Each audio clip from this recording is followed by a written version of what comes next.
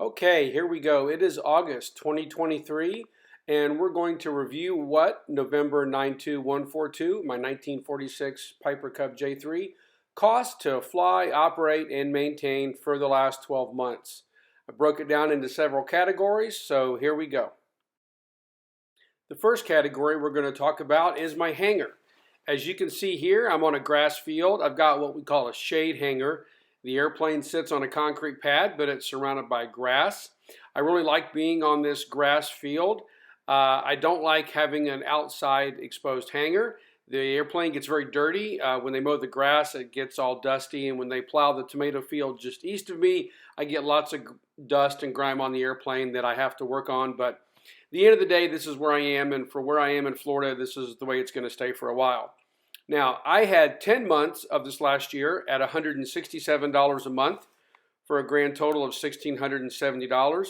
I then had an increase and it went to $206 a month for 2 months, which gave me $412. You add the $412 and the $1,620 and you get $2,082 for the year for the hangar.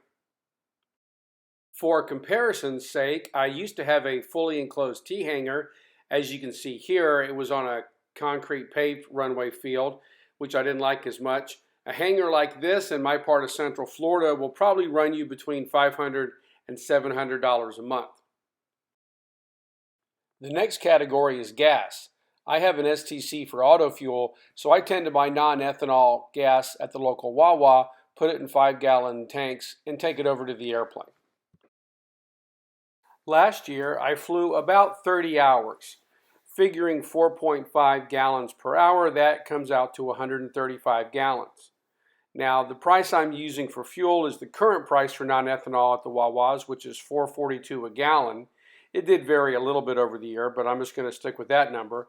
That gives me an annual fuel cost of $596.70. The next category was my annual inspection. The total cost of my annual inspection was $2,800.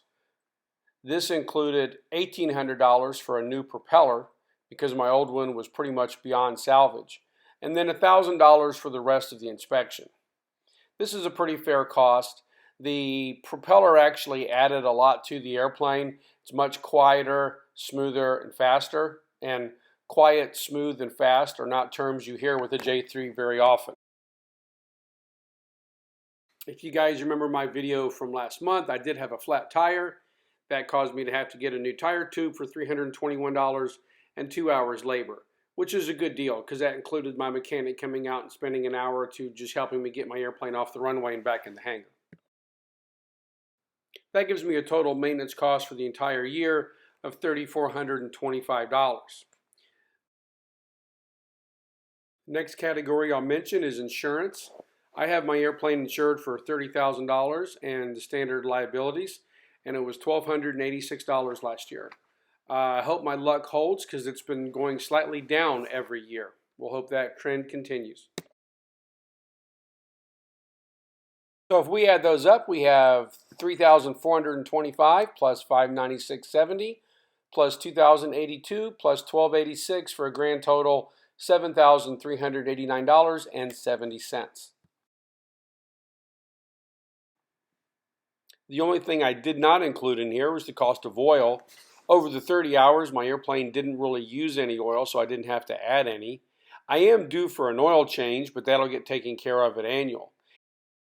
If you add that total up and divide it by flying for 30 hours, you get an hourly rate of around $245 an hour.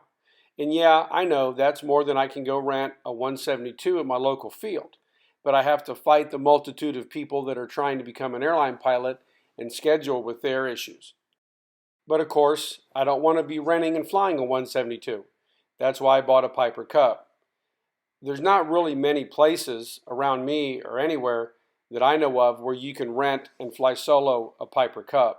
So if you want to be involved in this kind of classic aviation, there is a certain cost to that. I hope this video answers some of your basic questions about what it costs to own one of these classic birds. If you've got an airplane like this, I would love to hear what your costs are. Thanks for watching.